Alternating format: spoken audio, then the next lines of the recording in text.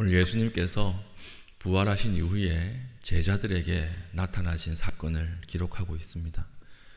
제자들은 실패한 사람들이라고 생각을 했지요. 오늘 베드로를 중심으로 해서 제자들은 3년 동안 공생의 기간 동안에 예수님을 따르다가 예수님이 돌아가신 거예요. 돌아가시고 나서 우리가 했던 짓이 무슨 일이었는가, 이게 믿기지 않은 채로 이게 꿈이었는가, 3년 기간이 꿈이었는가, 내가 본 기적과 그 이적들은 다 무엇이었을까, 이런 생각을 하면서 다시 다 어디로 돌아갔습니까? 자기의 삶의 터전인 호수로, 물고기 잡는 곳으로 돌아갔습니다. 근데 거기에 예수님께서 나타나신 것입니다. 오늘 본문을 보면 제자들, 특히 베드로지요. 베드로가 넘어졌다가 다시 회복하는 이야기를 다루고 있는데, 우리도 예수 그리스도를 체험했고 만났고 믿었지만 순간순간 넘어지고 실패하지 않습니까? 근데 하나님께서 예수 그리스도를 통해서 실패한 자들을 어떻게 회복시키시는가, 이것이 오늘 본문에 나와 있습니다. 베드로를 회복시키셨던 것처럼 오늘 우리가 넘어진 상황에서도 예수님은 우리를 어떻게 회복시키시는가, 이것을 볼 수가 있는 것이지요. 오늘 보니까 2절 보니까 베드로를 중심으로 한 7명의 제자들이 다시 바닷가로 돌아갔습니다. 고기를 잡으러 돌아갔는데 이제 할 게 없으니까 베드로가 뭐라고 이야기하죠? 3절, 나는 물고기나 잡으러 가겠다, 이렇게 이야기를 합니다. 그러니까 제자들도 나도 가겠다, 이렇게 하는 거죠. 그러니까 그 심중이 어떻을까요? 그 마음이, 우리가 3년 동안 뭘 쫓은 걸까?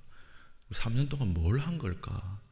지도자인 예수님은 이 왕이 될 줄 알았고 우리는 국무총리, 영의정, 좌의정 되어서 나라를 통치할 줄 알았는데 예수님이 죽어버린 거예요. 그러니까 우리가 쫓았던 게 뭘까? 허상이었을까? 사기꾼이었을까? 이렇게 생각을 하면서 물고기나 잡으러 가자, 이렇게 이야기를 한 것입니다. 그리고 다른 제자들도 나도 가겠다 했는데 물고기가 잡히겠어요? 안 잡히죠. 잡힐 일이 없죠. 일이 손에 잡히지 않는 거예요. 이 생각 저 생각하면서 자괴감, 그다음에 실패감, 자존감은 땅바닥에 떨어져 있고, 그래서 다시 돌아온 바닷가, 이렇게 해서 물고기를 잡고 있는데 물고기가 잡히지 않으니까 저 멀리서 한 음성이 들리는 거예요. 물고기를 좀 잡았느냐, 이렇게 물어보는 것입니다. 근데 아무도 예수님인지 몰랐어요. 모르고 물고기 그 왼쪽에 던지지 말고, 그물을 왼쪽에 던지지 말고 오른쪽에 한번 던져봐, 이래서 오른쪽에 던졌는데 어떤 일이 벌어집니까? 물고기가 그물이 찢어질 정도로 잡혔던 것입니다. 그러니까 이게 물고기가 많이 잡혀서 좋은 것이 아니라, 오늘 본문 보니까 주님이 사랑하시는 그 제자라 그랬죠. 그 요한을 이야기합니다. 요한이 본능적으로 알았어요. 주님이시다. 왜냐하면 과거에 똑같은 사건이 있었죠.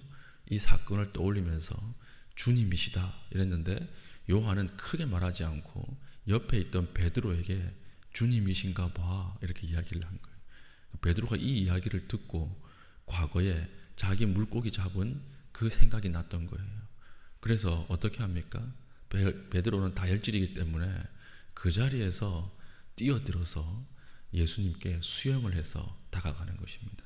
오늘 8절 보니까 육지에서 거리가 불과 한 50칸쯤 되므로, 이렇게 되어 있죠.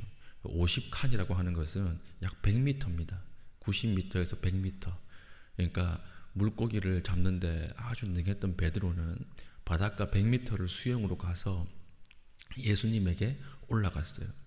근데 수영해서 가는 동안에 무슨 생각이 들었을까요? 듣는 순간 주님이시라고 하는 말을 듣는 순간에 반가워서 물에 뛰어들어서 수영을 해서 가지만, 가는 순간에 무슨 생각 들었을까요? 자기가 3번이나 배반했다고 하는 것을 떠올랐겠죠. 내가 지금 가고는 있는데 더 이상 예수님 앞에 못 나가는 거예요. 앞으로 그 앞으로 못 나가고 어디에 서 있어요? 물에 뛰어들어서 수영을 해서 육지까지는 왔는데 예수님 앞으로 못 나가고 있는 것입니다. 그러니까 예수님께서 뭐라고 말씀하시죠? 10절, 지금 잡은 생선을 좀 가져오라 하시니, 여기 보니까 예수님이 아침을 다 준비해 놓으셨어요. 그런데도 베드로에게 물고기를 좀 가지고 오라. 이 말은 무슨 말일까요? 가까이 오라는 말이에요. 가까이 오라. 괜찮다. 가까이 오라. 이렇게 이야기를 하니까 쭈뼛쭈뼛 이야기하면서 제자들이 그 가까이 가는 것입니다. 그러니까 뭐가 준비되어 있습니까? 아침 밥상이 그 해변에 준비되어 있으면서 와서 먹으라. 이렇게 회복이 시작되는 것입니다. 그러니까 사람을 살리고 회복시키는 것은 무엇밖에 없어요? 사랑밖에 없어요. 예수님께서 베드로를 어떻게 대하셨습니까? 예수님이 바닷가에 복수하러 오지 않으셨습니다. 책망하러 오지 않으셨습니다. 지금 모였던 제자들 베드로는 자기가 무엇을 잘못했는지 이미 알고 있어요. 알고 있는 상황에서 주님 어떻게 대하시죠? 아무것도 안 물어보시는 거예요. 그럴 이유가 있었겠지. 이러고 사랑해 주시는 거예요. 품어주시는 것이고 받아주시는 것입니다. 이게 사람을 살리는 것입니다. 베드로가 어떻게 회복됩니까? 이 사랑을 받은 이후에 주님을 온전히 만나게 되는 거죠.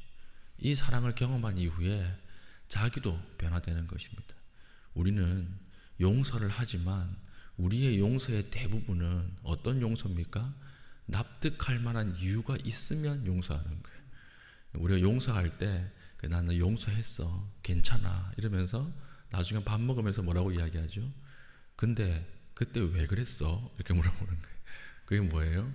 내가 납득할 만한 이유를 들려달라는 거예요. 납득해야 용서한다 라고 하는 것이죠.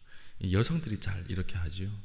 예, 몇 년, 몇 월, 며칠, 몇 시에 당신이 잘못한 그거 이야기해. 나한테 그때 그거 왜 사과를 안 해?